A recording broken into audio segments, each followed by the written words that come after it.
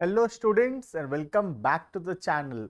आज के क्लास में हम कंटिन्यू करेंगे अपना सब्जेक्ट कॉर्पोरेट लॉ। हम ओडिशा के सेमेस्टर नंबर 2 का सब्जेक्ट कंटिन्यू कर रहे हैं।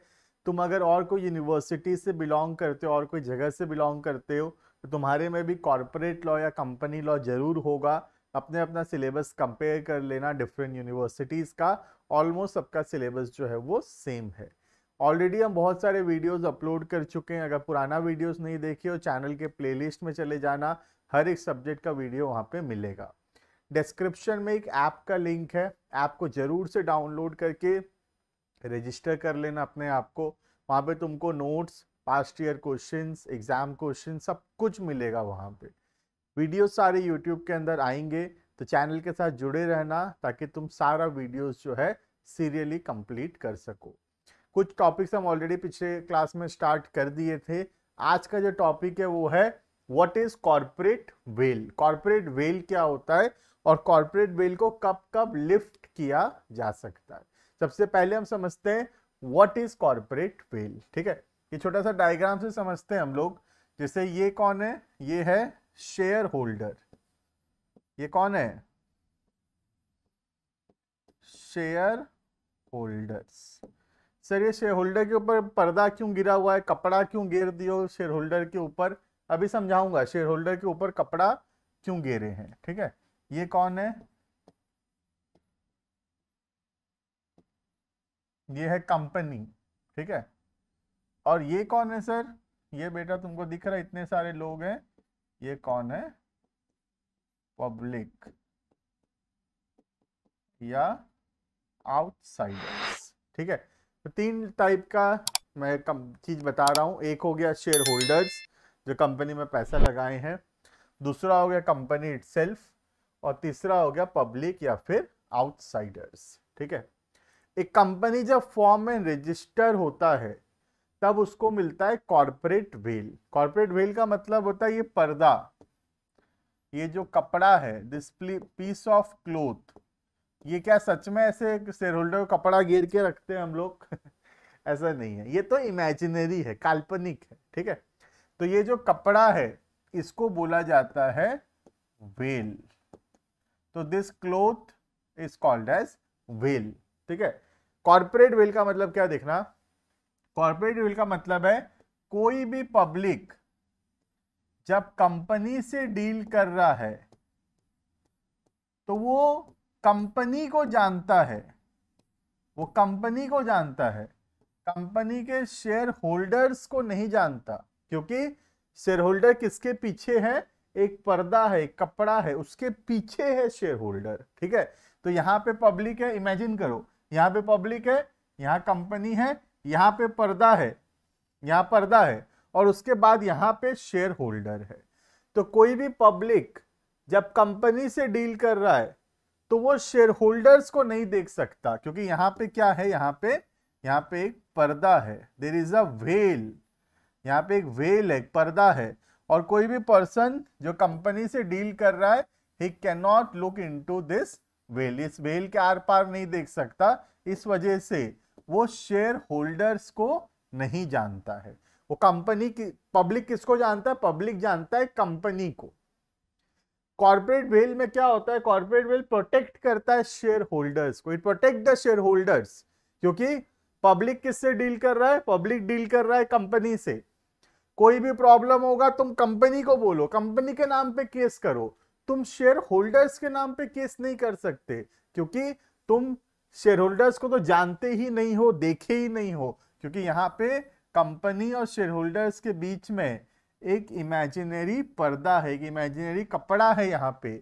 और any public dealing with the company does not know the share holders, share holders को वो नहीं जानता है। ठीक है, तो ये जो पर्दा है इस पर्दे को बोलते हैं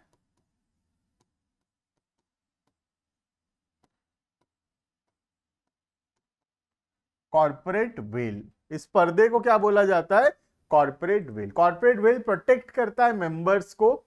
कोई भी पब्लिक जो कंपनी से डील कर रहा है, कंपनी उसके लिए लायबल है, शेयर होल्डर्स लायबल नहीं है। क्लियर है? देखना व्हाट इज कॉर्पोरेट विल, फटाफट से देखते हैं, ये हटा देता हूं।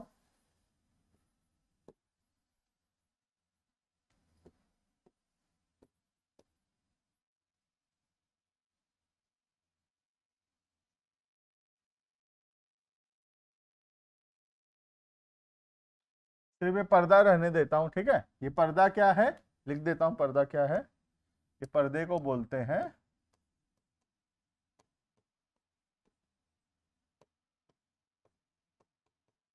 कॉर्पोरेट विल, ठीक है? स्टार्ट करते हैं। Corporate veil refers to a legal connect whereby the company is identified separately from the members. मतलब कंपनी अलग है बोल रहा है, company is identified separately from the members of the company. मतलब कंपनी अलग है और मेंबर्स अलग हैं। Any person dealing with the company does not know about the members, members को वो नहीं जानता है, ठीक है? If a company incurs any dates और contravenes any law, the corporate will concept implies that members should not be liable for those error. अगर company कोई भी गलती करता है, कोई भी कानून तोड़ता है, कोई भी रूल्स तोड़ता है, तो उसके लिए कंपनी जिम्मेदार होगा। जो शेयर होल्डर्स है, जो मालिक हैं, वो लोग जिम्मेदार नहीं होंगे, ठीक है? Next, in other words they enjoy corporate insulation, thus the shareholders are protected from the acts of the company। तो इस कॉर्पोरेट वेल के वजह से the shareholders are protected from the acts of the company। Company जो कुछ भी कर रहा है वो चीज से शेयर होल्डर्स को प्रोटेक्शन मिलता है। कंपनी कुछ भी गलती करे, कोई भी डेट्स इनकर करे, कोई भी रूल्स तोड़े, कंपनी लायबल होगा, ना कि शेयर होल्डर्स। समझ में आ गया? क्योंकि यहां पे क्या है, एक इमेजिनरी पर्दा है, यहां पे एक इमेजिनरी पर्दा है। यहां पे किसके किसके बीच में पर्दा है? एक है शेयर होल्डर्स के बीच में और दूसरा कंपनी के बीच में। तो any public dealing with the company does not know about the share holders. Clear है?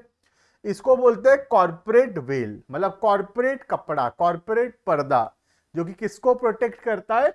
शेयर होल्डर्स को प्रोटेक्ट करता है। तो क्या सर हमेशा शेयर होल्डर्स बच जाएंगे? क्या इस पर्दे को कभी नहीं हटाया जाएगा? क्या ये कॉर्पोरेट वेल कभी उठाया नहीं जाएगा? यस। तो लिफ्टिंग ऑफ कॉर्पोरेट वेल भी होता है। मतलब कॉर्पोरेट वेल को हम हटाकर, मतलब वो इमेजिनरी कपड़ा को हटाकर हम देख सकते हैं कि आखिर शेयर होल्डर्स कौन है। तो हम ये पढ़ेंगे when the corporate veil can be lifted। Corporate veil को कब हटाया जा सकता है? जो इस डायग्राम में देखो, पर्दा हटा दिया गया है और अब क्लियरली दिख रहा है कि कौन है कंपनी का शेयर होल्डर्स, ठीक है? कॉर्पोरेट वेल शेयर होल्डर्स को प्रोटेक्ट करता है, लेकिन कई बार देखा गया कॉर्पोरेट वेल के वजह से शेयर होल्डर्स उसका मिसयूज कर रहे हैं। शेयर होल्डर्स कोई भी रूल्स रेगुलेशंस तोड़ रहे हैं गवर्नमेंट का, और गवर्नमेंट अगर कुछ एक्शन लेना चाहता है तो बोलते हैं कि कंपनी रूल तोड़ा है, हम थोड़ी तोड़े हैं, कंपनी को पकड़ो। तो ऐसे तो नहीं चलेगा ना। तो इसलिए लिफ्टिंग ऑफ कॉर्पोरेट वेल भी बनाया गया। मतलब कब कब हम कॉर्पोरेट वेल को नहीं मानेंगे और कॉर्पोरेट वेल को हटाकर एक्चुअल शेयर होल्डर कौन है वो देखेंगे, और फिर वो जो शेयर होल्डर होगा उसको हम लायबल करेंगे, ठीक है? देखना, lifting of corporate veil, it means looking behind the company as a legal person, that is disregarding the corporate entity and paying regards instead to the realities behind the legal facet। तो realities पे ध्यान देना कि कौन rule नहीं माना, legal personality को भूल जाना और रियलिटी को देखना, ठीक है? Only in appropriate circumstances the court are willing to lift the corporate veil, and that too when question of control are involved rather than merely a question of ownership. तो जहां पर भी हमको कंट्रोल देखना पड़ता है, कंट्रोल देखना होता है कि ये काम कौन किया है, किसके वजह से ये काम हुआ है। आज जैसे कंपनी को रूल तोड़ा, तो वो रूल किसके बोलने पे तोड़ा, कौन जिम्मेदार है, अगर हमको वो पता लगाना है तब हम कॉर्पोरेट वेल को लिफ्टिंग करते हैं। तो टोटल 5 सिनेरियोस दिया हुआ है कंपनीज एक्ट के अंदर जहां पे कॉर्पोरेट वेल को लिफ्ट किया जा सकता है, मतलब कॉर्पोरेट वेल को डिसरिगार्ड किया जा सकता है, कॉर्पोरेट वेल को फॉलो नहीं करेंगे। और हम देखेंगे एक्चुअल शेयर होल्डर कौन है, और जो एक्चुअल शेयर होल्डर उसका जिम्मेदार होगा, लायबल होगा, जिसके वजह से वो प्रॉब्लम हुआ है, वो लायबल होगा। क्लियर है। तो कब कब कॉर्पोरेट वेल को लिफ्ट किया जा सकता है। सबसे पहला, to determine the character of the company. एक कंपनी का जब हमको कैरेक्टर पता करना है, कैरेक्टर मतलब वो हमारा एनिमी है या हमारा फ्रेंड है। सर कंपनी कैसे फ्रेंड या एनिमी हो सकता है? बिल्कुल, कंपनी तो फ्रेंड या एनिमी नहीं हो सकता। इसका मतलब अगर हमको पता लगाना है कि कंपनी हमारा फ्रेंड है या एनिमी है, तो हमको देखना पड़ेगा कि कंपनी के शेयर होल्डर्स कौन है। अगर कंपनी के शेयर होल्डर्स जो है सपोज इंडिया के हैं, तो वो क्या हुआ, हमारा फ्रेंड हुआ। लेकिन अगर चाइना के हैं और चाइना के साथ हमारा वॉर चल रहा है, सोच लो हमारा इंडिया का वॉर चल रहा है चाइना के साथ, और जो शेयर होल्डर्स हैं वो चाइना के हैं, तो ये शेयर होल्डर हमारे क्या हुए, एनिमी हुए। और अगर ये शेयर होल्डर एनिमी हुआ तो ये कंपनी भी क्या होगा, हमारे लिए एनिमी होगा। क्लियर। तो पहला पॉइंट है, जब कंपनी का कैरेक्टर जानना है, मतलब कंपनी दोस्त है या दुश्मन। कंपनी किसी का दोस्त या दुश्मन नहीं हो सकता। कंपनी को कौन कंट्रोल करता है वो देखना पड़ेगा। कंपनी को जो कंट्रोल करता है शेयर होल्डर, वो फ्रेंड है या वो एनिमी है। अगर वो फ्रेंड है तो कंपनी भी फ्रेंड है, अगर वो एनिमी है तो कंपनी भी एनिमी होगा। क्लियर है। तो ये पहला पॉइंट है जहां पे हम कॉर्पोरेट वेल को फॉलो ना करके ये बात देख रहे हैं कि आखिर शेयर होल्डर कौन है। वरना नॉर्मली तो कॉर्पोरेट वेल फॉलो करने से हम शेयर होल्डर कौन है देखते ही नहीं है, हम तो कंपनी को ही लायबल करते हैं। क्लियर। देखना, in a law relating to trading with enemy where the test of control is adopted, मतलब जब हमको ये पता लगाना है कि कंपनी हमारा दोस्त है कि दुश्मन, तो हमको कॉर्पोरेट वेल को हटाकर शेयर होल्डर को देखना पड़ेगा। ठीक है। The leading case in this point is dimer company limited versus continental tyres and rubbers company. It is true that unlike a natural person, a company does not have a mind or conscience, therefore it cannot be a friend or foe। तो company किसी का दोस्त या दुश्मन नहीं हो सकता। तो जब हमको पता लगाना है कि कंपनी दोस्त है कि दुश्मन, तो हमको कॉर्पोरेट वेल को हटाकर ये देखना होगा कि उसके मेंबर्स कौन हैं। It may however be characterised as an enemy company. अगर कंपनी को एनिमी कंपनी बोल सकते हैं if it's affairs are under the control of people of an enemy country. बोल रहा, समझ में आ गया। तो एक कंपनी को एनिमी कंपनी कब बोला जाएगा, जब इस कंपनी को कंट्रोल करने वाले शेयर होल्डर्स हमारे दुश्मन है, एनिमी है, तो फिर ये कंपनी भी क्या होगा, एनिमी कंपनी होगा। क्लियर है। तो कंपनी एनिमी है कि फ्रेंड है, ये बात पता करने के लिए कॉर्पोरेट वेल को लिफ्ट करना पड़ेगा। ये पहला केस हुआ, to determine the character of the company. Second, to protect revenue and tax. जब ऐसा कुछ किया गया है जहां पे कॉर्पोरेट एंटिटी को यूज करके कोई टैक्स का चोरी किया जा रहा है, कोई टैक्स छुपाया जा रहा है, गवर्नमेंट को टैक्स का नुकसान हो रहा है, तो गवर्नमेंट कॉर्पोरेट वेल को लिफ्ट करके ये देख सकता है कि आखिर कौन सा पर्सन इन्वॉल्व है उस चोरी के पीछे। वरना क्या होगा देखो, आज रिलायंस जैसे टैक्स का चोरी किया, ठीक है, अब अगर टैक्स का चोरी पकड़ा गया तो मुकेश अंबानी क्या बोल रहा है कॉर्पोरेट वेल के वजह से कि मैं थोड़ी चोरी किया हूं, रिलायंस चोरी किया है, तो रिलायंस को पकड़ो, रिलायंस को सजा दो, मैं जिम्मेदार नहीं हूं। तो क्या ये सही है तुम्हारे हिसाब से? रिलायंस अगर चोरी कर रहा है तो क्या उसके मालिक जिम्मेदार नहीं होने चाहिए?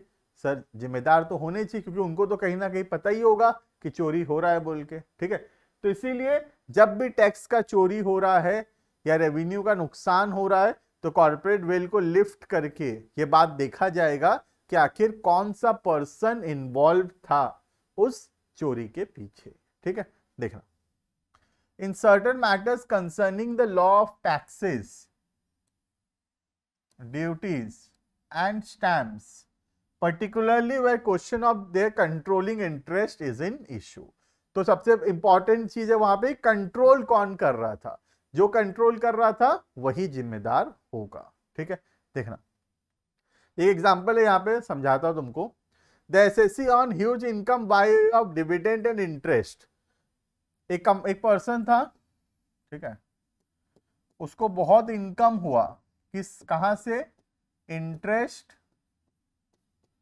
And dividend.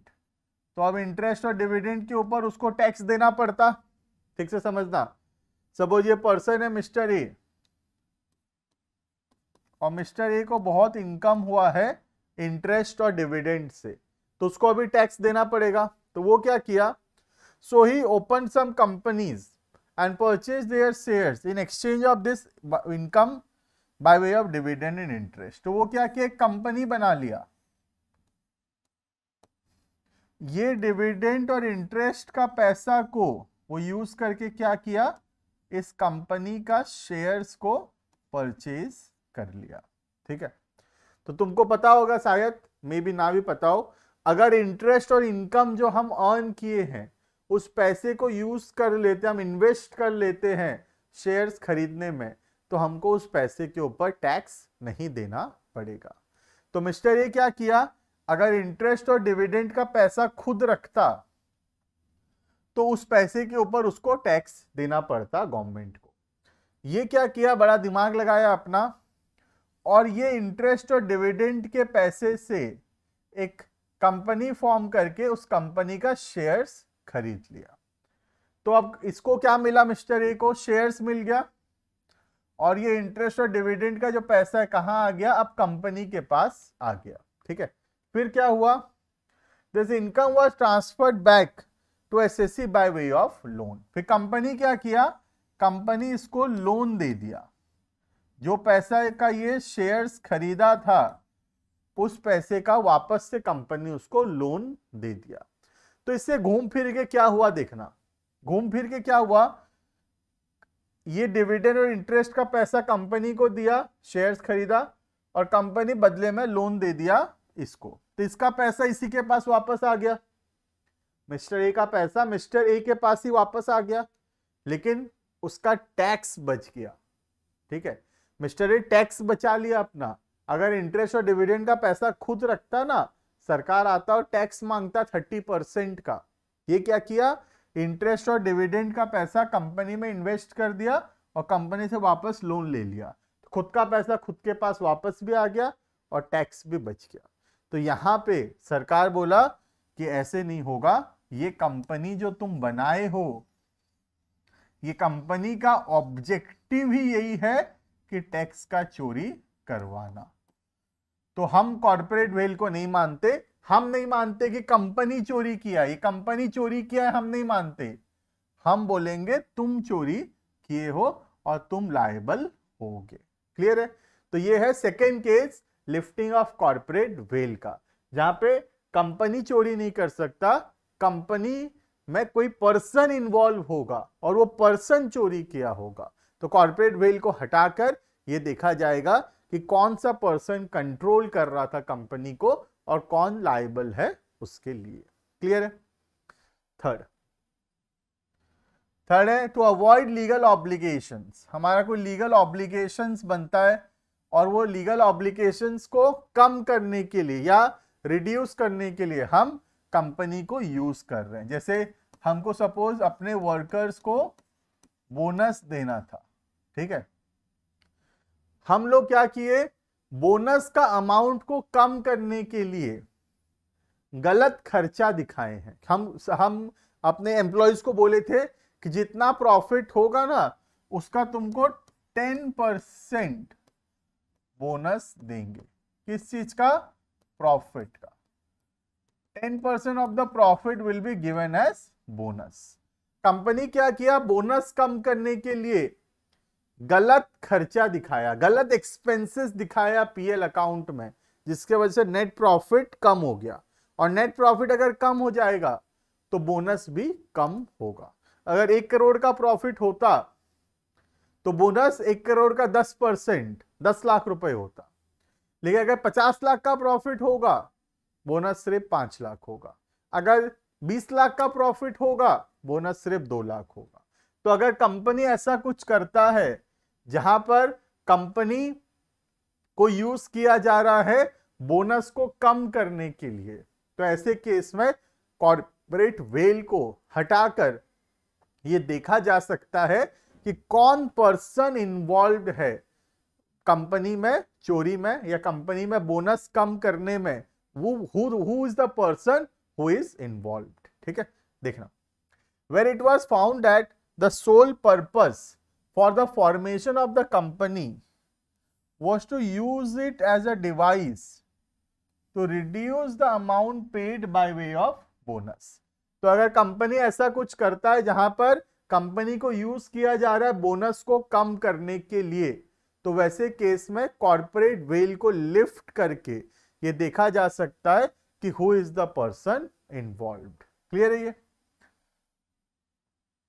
Next, formalities, formation of subsidiaries to act as an agent. तो जब हम ऐसा कुछ करते हैं जहां पे हम एक अलग कंपनी फॉर्म किए हैं, वो कंपनी क्या है? हमारी सब्सिडियरी है और हम क्या है? उसके होल्डिंग कंपनी। पिछले क्लासेस में पढ़ाया गया what is holding, what is subsidiary. अब होल्डिंग कंपनी क्या करता है? कंट्रोल करता है सब्सिडियरी को, है ना। मेजॉरिटी ऑफ द शेयर्स कौन रखा है? Holding company. मतलब holding company has a control over the subsidiary company. तो अब अगर सब्सिडियरी कंपनी में कुछ भी होता है तो सब्सिडियरी कंपनी लायबल नहीं होगा, सब्सिडियरी कंपनी के शेयर होल्डर्स मतलब होल्डिंग कंपनी लायबल होगा। कॉर्पोरेट वेल को हटाकर यह देखा जाएगा कि सब्सिडियरी कंपनी को कौन कंट्रोल करता है, कौन उसका मालिक है, और जो सब्सिडियरी कंपनी का मालिक होगा वही जिम्मेदार होगा। मतलब कौन जिम्मेदार होगा? होल्डिंग कंपनी लायबल होगा। क्लियर है? तो कोई भी अगर गलत काम होता है सब्सिडियरी कंपनी के अंदर, तो ये सब्सिडियरी कंपनी के गलत कामों के लिए कौन लायबल होगा? Holding company will be liable. Clear है ये? देखना, company may sometime be regarded as an agent or trustee of its member or of another company and may therefore be deemed to have लॉट्स individuality in favour of the principal. तो बोल रहा है कि कई बार क्या होता है, एक कंपनी एजेंट के जैसा काम करता है और दूसरा कंपनी उसको कंट्रोल करता है। किसके जैसे? प्रिंसिपल के जैसे। तो जब भी एजेंट कुछ भी करेगा, कोई भी गलत काम करेगा एजेंट, तो कौन लायबल होगा उसके लिए? प्रिंसिपल। इसका मतलब सब्सिडियरी कंपनी में कोई भी दिक्कत है, कोई भी प्रॉब्लम हुआ तो कौन जिम्मेदार होगा? Holding company. ठीक है, तो यहां पे भी हम क्या किए? कॉर्पोरेट वेल को नहीं माने। हम ये नहीं बोले कि सब्सिडियरी कंपनी लायबल है, हम क्या बोल रहे हैं? सब्सिडियरी कंपनी के जो शेयर होल्डर है, कौन है शेयर होल्डर? होल्डिंग कंपनी, वो होल्डिंग कंपनी लायबल होगा। क्लियर है ये?